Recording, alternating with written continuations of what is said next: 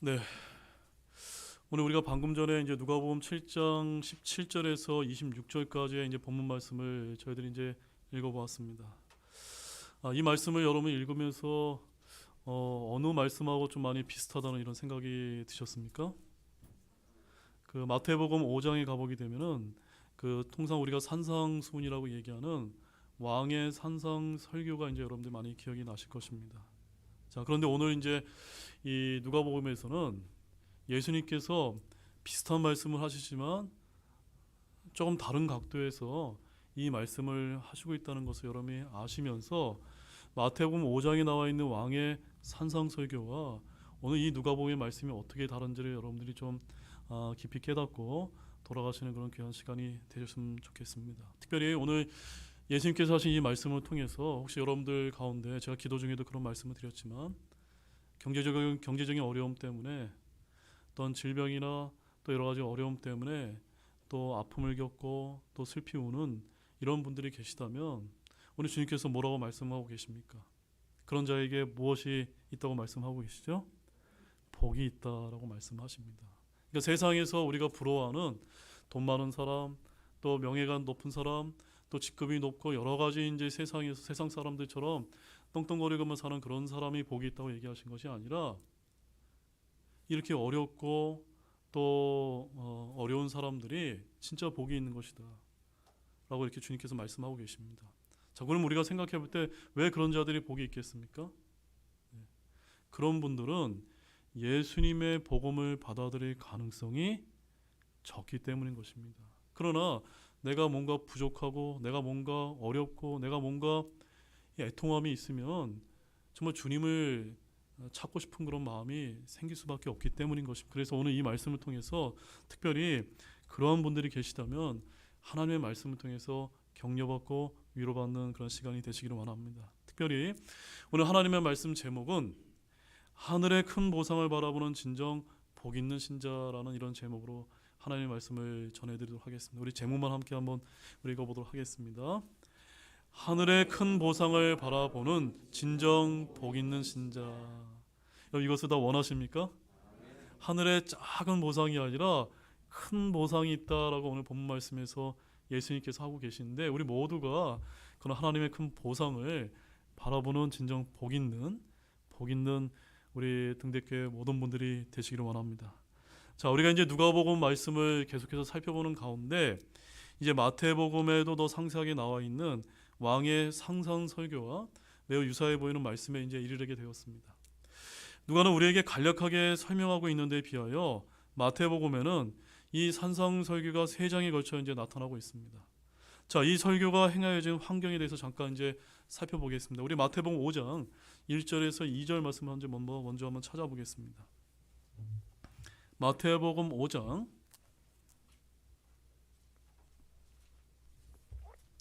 1절과 2절 말씀을 가보게 되면은 이제 여러분들이 이제 잘 아시는 산상수훈으로 알려진 왕의 산상 설교가 이제 나오는 그런 파트입니다. 자, 그 배경을 한번 먼저 보겠습니다. 그분께서 무리들을 보시고 산에 올라가 앉으시니 그분의 제자들이 그분께 오매 그분께서 입을 열어 그들을 가르치며 이르시되. 자, 예수님께서 어디에 올라가서 지금 설교를 하고 계십니까? 산에 올라가서 설교를 하시기 때문에 이것을 우리가 통상 뭐라고 부릅니까? 산상설교다. 네, 왕의 산상설교다. 자, 그런데 오늘 이 마태복음 5장에서 우리는 예수님께서 산에 올라가 앉으셨다는 말씀을 읽게 됩니다. 그러나 지금 누가복음에서 누가는 지금 뭐라고 여기서 이제 기록을 하고 있는지 한번 비교해서 한번 여러분을 살펴보기를 원합니다. 자, 본문 17절 말씀 한번 다시 한번 보십시오. 본문 17절 말씀에 이렇게 쓰여 있습니다. 그분께서 그들과 함께 내려와 평야에 서시니 그분의 제자들 일행과 또 그분의 말씀을 듣고 자기들의 병을 고치려고 온 유대와 예루살렘과 두로와 시돈의 해안 지방에서 나온 백성의 큰 무리가 함께 하더라. 예, 장소가 어디서 어디로 바뀌었습니까? 산에서 평야로 이제 바뀌었다는 것을 볼 수가 있습니다. 그래서 많은 이제 주석가들이 이 내용의 유사성 때문에 바로 왕의 산상설교를 여기서 누가가 조금 이렇게 변경해서 이렇게 기록한 것이 아니냐라고 이제 이렇게 이제 이야기를 하고 있는데, 자, 우리가 지난 시간까지는 어떤 말씀을 살펴보았습니다. 예수님께서 12제자를 사도로 삼은 이런 말씀을 우리가 살펴보지 않았습니까? 그런데 마태복음 10장에 가보게 되면은 예수님께서 12제자를 사도로 삼은 그 내용이 이제 기록이 되어 있습니다. 그러므로 왕의 산상설교가 기록되어 있는 마태복음 5장의 사건과 오늘 이 누가복음 7장에 있는 사건은 같은 사건입니까? 아닙니까? 다른 사건이라는 것을 우리가 정확하게 이제 우리가 좀 이해할 필요가 있는 것입니다. 자, 주님께서는 마태복음 5장에서는 산에 올라가서 설교를 하셨지만 오늘 이 누가복음 7장에서는 산에 올라가 앉으시지 않으셨다는 점입니다. 본문에서 주님께서는 12제자들과 함께 산에서 내려오셔서 평야에 서시니라고 되어 있는 것을 여러분들이 이제 한번 주목하시기를 원합니다. 따라서 우리가 이 제목을 붙이자면 마태복음 5장은 산상설교라고 붙일 수 있으면 이 누가복음 7장은 어떤 설교라고 우리가 붙여볼 수 있겠습니까? 평야설교다. 네. 여러분, 평야설교라는 얘기는 별로 들어보신 적이 없죠? 네, 평야설교다라고 이렇게 붙여볼 수가 있습니다. 이 설교에는 산상설교에서 하신 설교 중에 많은 내용이 중복이 되어 있기 때문에 약간 변형되어 나타난 특징을 보인다고 이렇게 우리가 볼 수가 있는데, 한마디로 말해서 마태복음 5장과 이 누가복음에 있는 이 메시지는 동일한 메시지가 아니고 약간 차이가 있다라는 것을 여러분 먼저 잘 기억을 하기를 원합니다. 또한 내용상의 차이점을 보자면 마태복음의 왕의 산상설교는 율법과의 관계를 새롭게 조명하는 데 치중한 반면 누가복음의 평야설교는 윤리적인 측면을 이제 강조하고 있다는 점입니다. 특히 누가는 그 내용 가운데서 종교적으로 또한 사회적으로 천대받던 계층에 대하여 많은 관심을 이제 보이고 있는데, 이는 소외되고 비천한 자를 위해 사람의 아들로 오신 예수 그리스도의 사역을 강조하기 위한 것입니다. 다음으로 마태복음 5장의 왕의 산상설교에서도 비슷한 내용의 복이 있는 자라고 하는 내용이 계속해서 이제 언급이 되고 있는 것을 우리가 볼 수가 있는데, 마태복음 5장 1절에서 12절 말씀을 보게 되면 총 8가지의 복이 나온다고 해서 우리가 이것을 뭐라고 부릅니까? 팔복이다라고 이렇게 이제 부르고 있는데, 오늘 우리가 보고 있는 본문 24절과 25절과 26절 말씀에 보게 되면 복만 등장하는 것이 아니라 무엇도 이제 언급이 되고 있습니까? 화가 있을지어다, 화가 있을지어다, 화가 있을지어다라고 이렇게 강조가 되고 있기 때문에 누가복음에 있는 이 평야설교는 복 있는 자와 화 있는 자를 4가지로 극명하게 대조시켜서 축복된 삶이 무엇인지 또한 저주받는 삶이 무엇인지를 비교해서 우리에게 알려주고 있는 그런 설교라는 사실입니다. 자, 여러분 이제 왕의 산상설교와 평야설교가 어떻게 다른지 여러분 이제 그 배경을 좀 이해하셨습니까? 자, 그러면 오늘 이 예수님의 평야설교라고 부를 수 있는 오늘 본문이 저와 여러분에게 어떤 영적인 교훈을 주는지 우리 그것을 이제 자세히 보도록 하겠습니다. 자, 첫 번째는 스스로의 부족함을 절감하면서 자기 자신을 낮추게 될 때 하나님의 은혜와 축복을 받는 자는 점입니다. 우리가 하나님의 은혜와 축복을 받으려면 어떻게 해야 된다고요? 내가 뭔가 있어 보이는 사람이 아니라 내가 주님 앞에 정말 부족한 자라는 것을 느낄 때 우리가 그런 것을 받을 수 있다는 점입니다. 자, 우리 본문 17절에서 우리 19절까지의 말씀을 다시 한번 읽어보도록 하겠습니다. 그분께서 그들과 함께 내려와 평야에 서시니 그분의 제자들 일행과 또 그분의 말씀을 듣고 자기들의 병을 고치려고 온 유대와 예루살렘과 두로와 시돈의 해안 지방에서 나온 백성의 큰 무리가 함께 하더라. 또 부정한 영들로 인해 괴로움을 당하던 자들이 있었는데 그들이 고침을 받았으므로 온 무리가 그분께 손을 대려고 애쓰니 이는 효능이 그분에게서 나가 그들을 다 고쳤기 때문이더라. 자, 17절에서 19절의 이 말씀에는 평야로 내려오신 주님을 향해 수많은 사람들이 몰려들었음을 우리에게 보여주고 있습니다. 그런데 이렇게 주님께 몰려왔던 사람들을 우리가 자세히 이제 살펴보게 되면 한 가지 공통된 특징을 이제 우리가 발견할 수가 있습니다. 어떤 특징을 이제 발견할 수 있습니까? 몰려든 사람인데 어떤 사람들입니까? 어떤 질병이나 부정한 영들로 인해서 괴로움과 고난 등 한결같이 어떤 문제가 있었던 사람들이라는 점입니다. 이처럼 그 어떤 말 못할 괴로움으로 인해 어찌하든지 주님을 만짐으로써 그 고통에서 해방이 되고자 하는 그들의 모습은 주님으로부터 그 어떤 교훈이나 은혜를 받으려고 애쓰기는커녕 오히려 주님을 책잡으려던 바리새인들과의 모습과 완전히 대조적인 모습이 아닐 수가 없다는 점입니다. 그래서 이런 사실은 우리에게 무엇을 이제 뜻하는 것일까요? 사랑하는 여러분, 심리학자들은 우리 인간이 행동하게 되는 근본적인 동기가 결핍에 있다라고 이야기합니다. 무엇에 있다고요?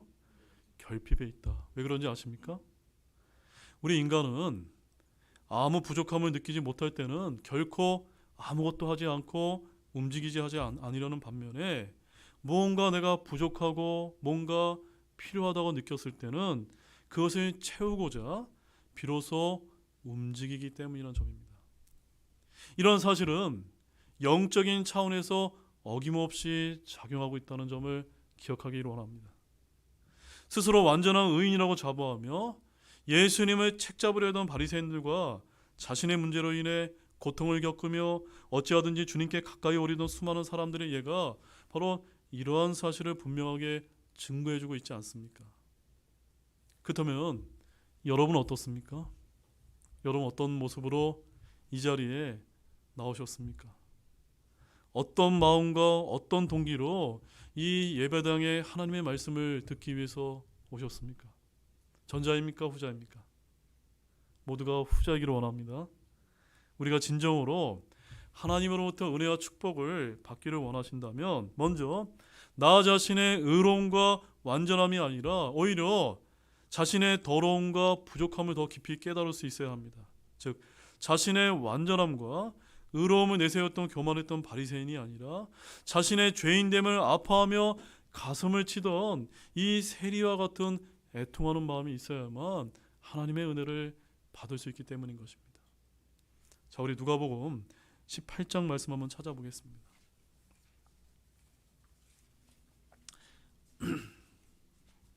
누가복음 18장 10절에서 14절 말씀을 가보게 되면 두 부류의 이제 사람이 이제 대조적으로 이제 나타나는 것을 우리가 발견할 수가 있습니다. 하나는 바리새인이요, 하나는 세리인데 이 바리새인과 세리의 모습이 어떻게 다른지 한번 주목해서 보시기 바랍니다. 누가복음 18장 10절에서 14절 또 한 목소리로 읽어보겠습니다. 두 사람이 기도하러 성전에 올라갔는데 하나는 바리새인이요 다른 하나는 세리더라. 바리새인은 서서 자기 홀로 이렇게 기도하여 이르되 하나님이여 내가 다른 사람들 곧 착취하는 자들과 불의하는 자들과 간음하는 자들과 같이 아니하고 더욱이 이 세리와도 같이 아니함을 감사하나이다. 나는 일주일에 2번 금식하며 내가 소유한 모든 것의 11조를 드리나이다 하고 세리는 멀리 서서 눈을 들어 하늘을 우러러 보지 못하고 다만 가슴을 치며 이르되 하나님이여 죄인은 내게 긍휼을 베푸소서 하였느니라. 내가 너에게 이르노니 저 사람이 아니라 오히려 이 사람이 의롭다 인정받고 자기 집으로 내려갔느니라. 자기를 높이는 자는 다 낮아지고 자기를 낮추는 자는 높아지리라 하시리라. 여러분 이 말씀 그렇게 어렵지 않으시죠? 여기서 주님께서는 저 사람이 아니라 하는 이 저 사람은 누굽니까? 내가 의롭다고 생각하고 내가 할 바를 다 했다고 생각했던 이 바리새인은 아니다라고 말씀하시고 이 사람은 누굽니까? 세리 아닙니까? 가슴을 치면서 내가 하나님 앞에 다가갈 수 없다라고 자기 자신을 낮췄던 이 세리는 하나님께 은혜를 입었다라고 하는 이 말씀을 항상 잊지 않는 저와 여러분이 되기를 원합니다. 그러면 두 번째는 가난하고 굶주리며 슬피 울고 주님으로 인해 미움받는 자들에게 복이 있다고 하신 이 말씀입니다. 왜냐하면 하나님의 왕국이 그들의 것이기 때문입니다. 자, 본문 20절에서 22절 말씀도 보십시오. 본문 20절에서 22절 함께 또 보겠습니다. 그분께서 자기 제자들을 향해 눈을 드시고 이르시되 너희 가난한 자들은 복이 있나니 하나님의 왕국이 너희 것이기 때문이요 지금 굶주리는 너희는 복이 있나니 너희가 배부를 것이기 때문이요 지금 슬피 우는 너희는 복이 있나니 너희가 웃을 것이기 때문이라. 사람의 아들로 인해 사람들이 너희를 미워하고 자기들 모임에서 너희를 따돌리며 너희를 모욕하고 너희 이름을 악한 것으로 여겨 내버릴 때에 너희에게 복이 있나니. 자, 이 말씀을 보게 되면 먼저 성경은 크게 세 종류의 왕국들을 말하고 있다는 것을 알고 계십니까? 그 세 왕국이 무엇입니까? 첫째, 하나님의 왕국. 둘째, 하늘의 왕국. 셋째, 하늘 왕국이 있지 않습니까? 자, 하나님의 왕국은 저와 여러분과 같이 구원받은 자들이 예수님 믿고 구원받았을 때 성령님으로 말미암아 바로 속하게 되는 그 왕국, 영적인 왕국을 우리가 어떤 왕국이라고 부릅니까? 하나님의 왕국이라 그렇게 부릅니다. 그 다음에 이제 마태복음에 가보게 되면 32번이나 예수님께서 언급하신 하늘의 왕국은 어떤 왕국입니까? 바로 주님께서 지상 재림하셔서 이 땅에 세우신 천년왕국을 가리킵니다. 그 다음에 마지막으로 딱 한 번 언급된 하늘왕국은 어디를 가리킵니까? 우리가 죽어서 가게 될 저 천국, 저기를 우리가 하늘왕국이라고 하지 않습니까? 하나님의 왕국, 하늘의 왕국, 하늘왕국, 이 세 왕국이 있는데, 자, 오늘 본문 20절에서는 어떤 왕국을 지금 예수님께서 강조하고 계십니까? 하나님의 왕국을 강조하고 있는 것을 여러분 보셨습니까? 자, 우리 요한복음 3장 3절과 5절 말씀 한번 보시겠습니다. 자, 요한복음 3장 3절과 5절 말씀에서 예수님께서는 이 하나님의 왕국에 들어가려면 어떻게 해야 되는지 말씀하고 계십니다.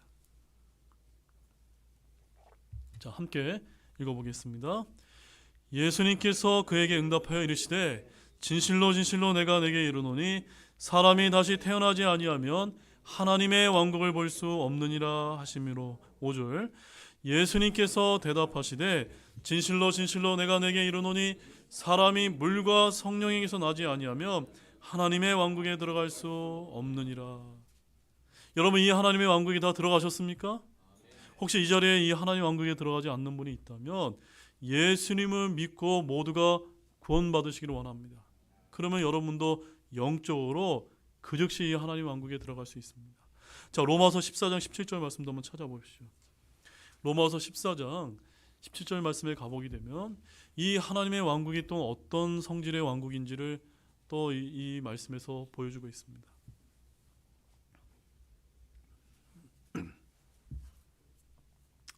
로마서 14장 17절 함께 또 보겠습니다.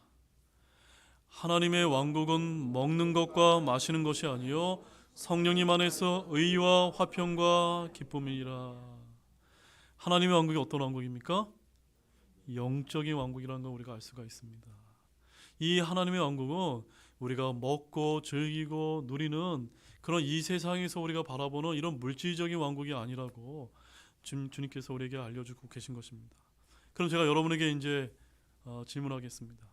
여러분은 모두 물에서 나시고 성령에서 다시 태어나셨습니까? 여러분이 예수 그리스도의 복음을 듣고 구원 받으셨다면 그 즉시 하나님의 왕국에 속해 계신 것을 여러분 믿으십니까?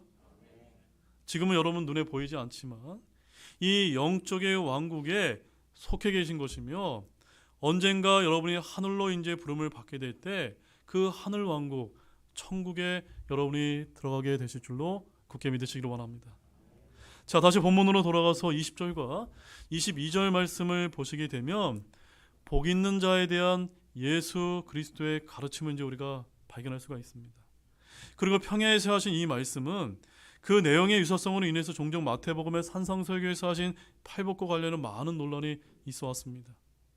즉 동일한 주님의 선포를 누가가 약간 수정하였다라고 이렇게 이야기를 하는데, 혹자는 본문 20절에 기록된 가난한 자를 마태복음에 기록된 마태복음 5장 3절에 나와 있는 것처럼 영이 가난한 자로 이렇게 이제 해석을 하고, 또한 본문 21절에 굶주린 자를 마태복음 5장 6절에 의에 줄인 자로 이렇게 해석을 해야지 문자 그대로 물질적으로 가난한 자나 굶주린 자로 해석을 해서는 안 된다라고 이제 혹자는 이렇게 이제 주장을 하고 있습니다. 여러분, 이것이 맞습니까? 틀립니까? 우리는 어떻게 성경을 해석을 합니까? 영적으로 영위하는 것이 아니라 문자 그대로 이제 해석하는 그런 성경 해석 방법을 우리가 믿고 있지 않습니까?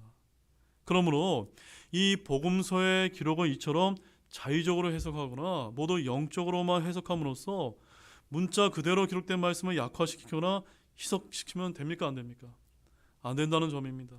왜냐하면 이 사복음서의 저자들은 각기 자신의 독특한 관점에서 이 말씀을 강조함으로써 손상 없이 주님의 말씀을 전달하고 있기 때문입니다. 자, 그렇다면 주님께서는 왜 이 땅에서 영이 아니라 실제로 가난하고 슬프며 줄이며 우는 자들 향해서 복이 있다고 이제 말씀을 하셨던 것일까요? 왜 그럴까요, 여러분? 뒤집어 말하면 하늘나라에 들어가서 큰 보상을 누리 축복된 자들은 왜 이 땅에서 가난하고 굶주리며 슬프며 특히 본문 22절에 뭐라고 기록되어 있습니까? 사람의 아들로 인해 사람들이 너희를 미워하고 자기들 몸에서 너희를 따돌리며 너희를 모욕하고 너희 이름으로 악한 것으로 여겨 내버릴 때에 너희에게 복이 있나니라고 이렇게 말씀을 하셨던 것일까요? 왜 그렇습니까? 그들이 무능하고 약해서입니까? 아닙니다. 오히려 진정으로 예수님을 따르는 제자들이야말로 이 세상에서 가장 양심적이며 성실하고 지혜로운 자들이 아닙니까? 그런데 왜 이런 사람들이 이 땅에서 세상의 부귀영화를 누리는 대신에 오히려 가난하고 굶주리며 울고 반대로 하나님을 무시하는 자들이 오히려 배부르고 웃게 되는 것일까요? 그 이유는 바로 하나님의 왕국은 바로 이 세상에 속한 왕국이 아니기 때문인 것입니다. 맞습니까, 여러분? 자, 그럼 우리 예수님의 말씀 한번 살펴보겠습니다. 우리 요한복음 18장 36절 말씀 한번 찾아보시죠. 제 말이 아니라 예수님의 말씀을 통해서 여러분이 구원받고 속해 계신 하나님의 왕국이 어떤 왕국인지를 한번 보기를 원합니다.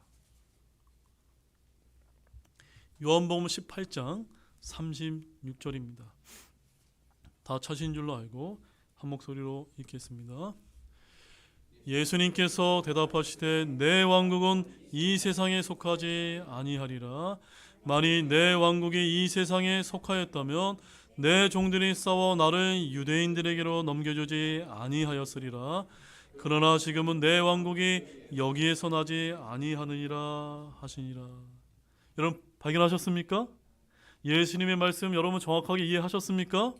하나님의 왕국은 우리가 생각하는 세상 사람들이 물질적으로 바라보는 그 왕국이 아니라고 말씀을 하고 계신 것입니다. 하나님의 왕국과 이 세상 왕국은 서로 합할 수 있는 그런 성질을 가지고 있기에 하나님의 아들인 예수님을 따르는 제자들 역시 이 세상에 속할 수 없는 것입니다. 따라서 이처럼 세상에 속하지 않는 하나님의 백성들은 세상으로부터 때로는 배척을 받는 반면에 세상에 속한 자들은 세상의 환영과 지원을 받기 때문에 그리스도의 제자들은 어쩌면 이 땅에서 가난하고 굶주리며 슬피 우는 그런 자들이 될 수밖에 없는 것입니다. 그러므로 사랑하는 성도 여러분, 만약 여러분이 진정으로 그리스도의 제자가 되기를 원하셔서 하나님의 영광에 참여하고 싶다면 세상으로 향하는 그런 욕심을 버리시기를 원합니다. 그리고 온전한 마음을 품고 오직 전적으로 하늘의 것만을 찾으면서 하나님만을 사모하시기를 원합니다. 흔히 성도분들 가운데 세상의 축복만을 바라면서 이 땅에서는 재벌처럼 살다가 죽어서는 나사로처럼 살기 원하는 그런 사람들이 많이 있지만 이는 참으로 어리석은 그런 모습이 아닐 수가 없습니다. 왜냐하면 하나님과 이 땅의 재물을 동시에 섬길 수 있습니까? 없습니까? 없다고 말씀하고 계시기 때문입니다. 자, 그 다음에 세 번째는 한번 따라해 보시기 원합니다. 가장 성공적인 투자는 하늘에서 받을 보상이 있습니다. 여러분 이것을 믿으십니까? 자, 그것이 진짜인지 아닌지 우리 하나님의 말씀을 통해서 한번 찾아보겠습니다. 우리 본문 23절 말씀 한번 읽어보시죠. 본문 23절입니다. 우리 큰 목소리로 한번 읽어보겠습니다. 그날에 너희가 기뻐하고 기뻐 뛰놀라. 보라, 하늘에서 너희 보상이 크니라.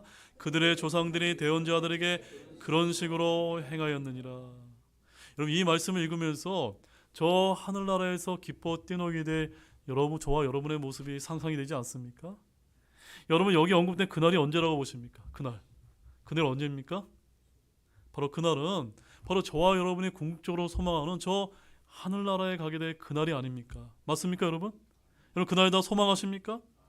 근데 그날만을 소망만 하지 마시고 그날에 너희가 기뻐하고 기뻐 뛰놀라 하늘에서 너희 보상이 크니라라고 하신 이 말씀을 반드시 기억하기를 원합니다. 어떤 분은 기뻐 뛰놀겠지만 또 어떤 분들은 눈물을 흘리면서 후회하는 그런 분들도 많이 계실 수 있기 때문인 것입니다. 자, 우리 고린도전서 3장 14절과 15절 말씀 한번 찾아보십시오.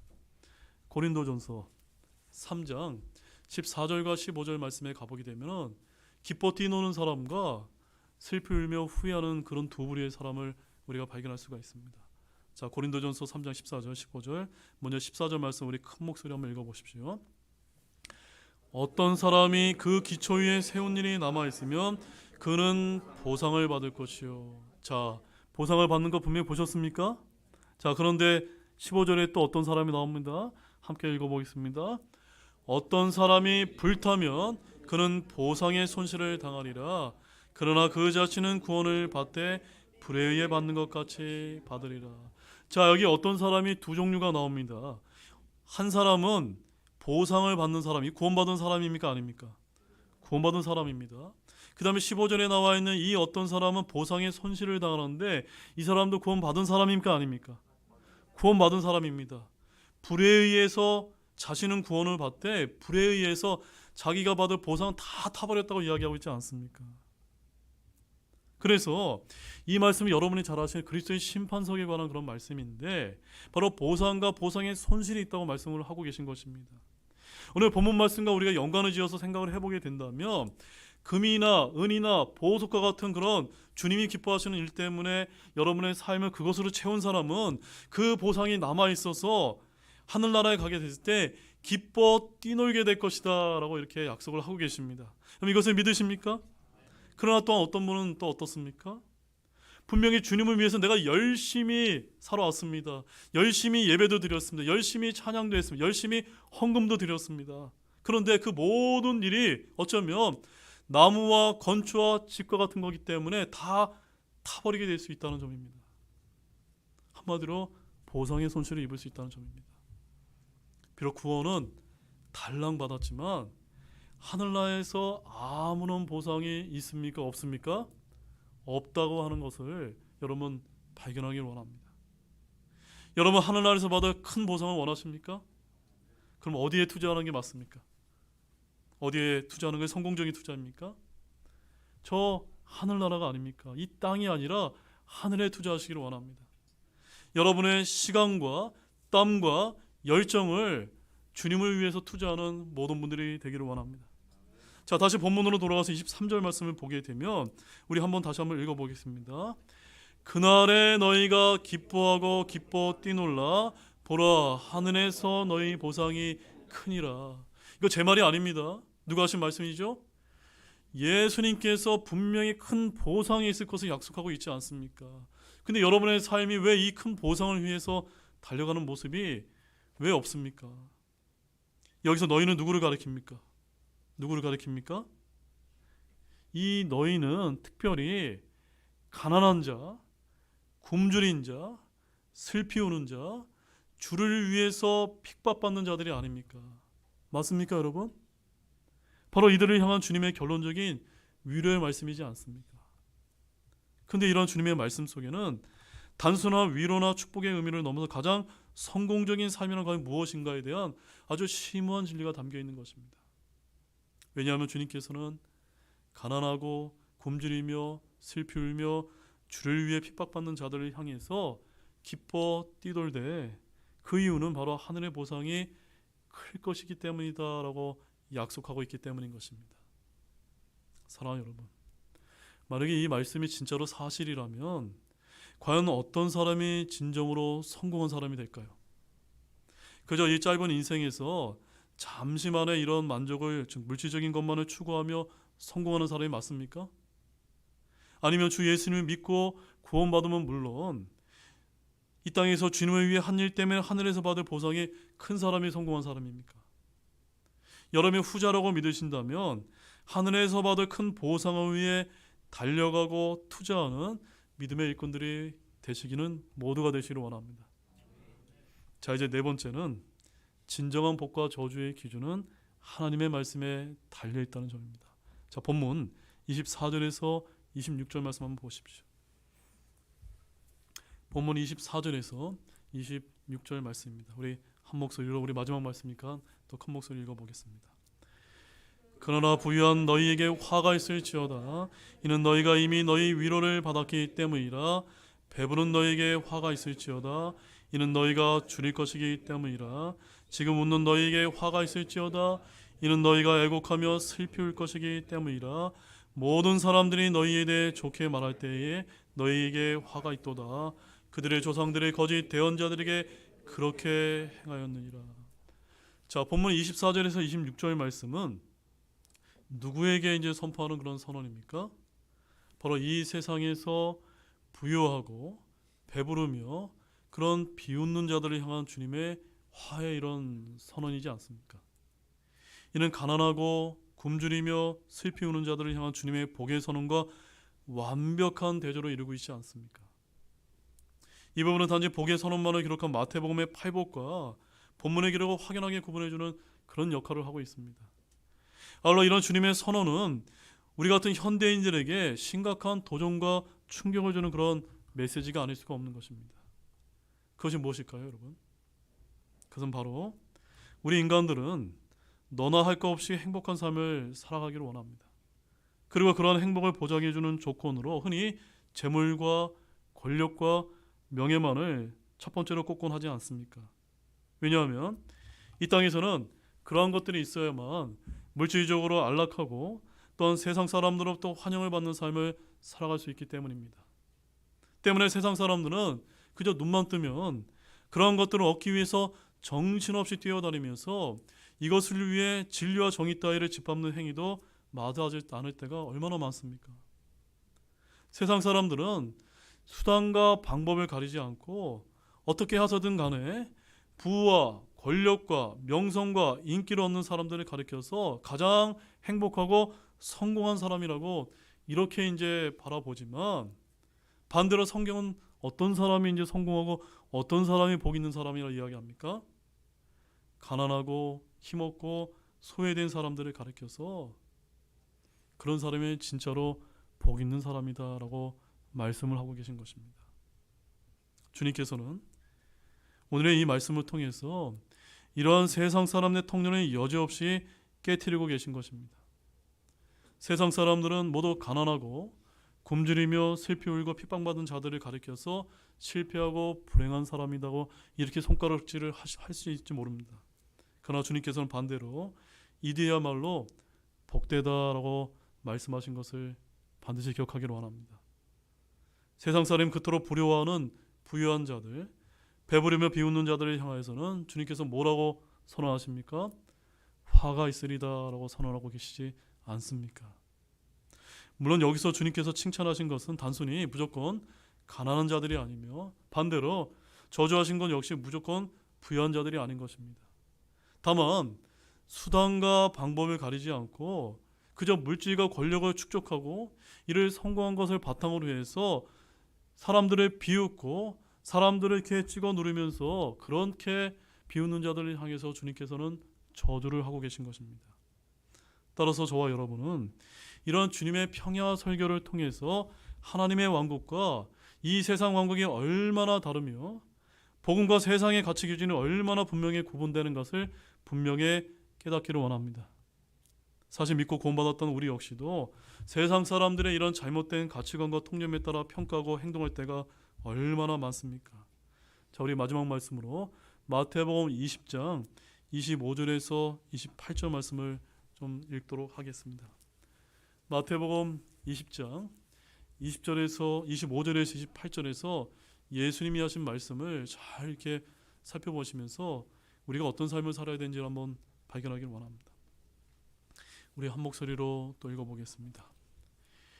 예수님께서 그들을 불러 이르시되 이방인들의 통치자들이 그들에게 지배권을 행사하고 큰 자들이 그들에게 권위를 행사하는 것을 너희가 알지만 너희끼리는 그리하지 말지니 오히려 누구든지 너희 가운데서 크게 되려 하는 자는 너희를 섬기는 자가 되고 누구든지 너희 가운데서 으뜸이 되려 하는 자는 너희 종이 되어야 할지니라. 사람의 아들도 섬김을 받으러 오지 아니하고 도리어 섬기며 자기 생명을 많은 사람의 대속물로 주려고 왔느니라 하시니라. 아시겠습니까, 여러분? 우리 주님께서는 저와 여러분이 어떠한 신자들이 되기를 원하고 계십니까?